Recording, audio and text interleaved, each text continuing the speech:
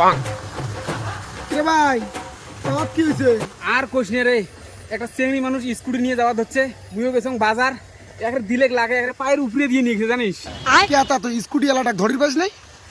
আরে ধরিম কি লাগে দিয়ে ফন মনে চলে গেল, কেন করে ধরম? কে তুই নাম্বার প্লেটটা দেখিস নাই? না না তাহলে নিশ্চয়ই গাড়ির কালারটা তো দেখছিস। না না সেই টাইমে সেটাও মুই দেহং নাই। তাহলে গাড়িটা কোন পাশে গেছে ওটা দেখছিস? আরে সেটাও তো দেহং নাই। আরে তাহলে চেংড়িটা কেমন ছিল ওটা দেখছিস?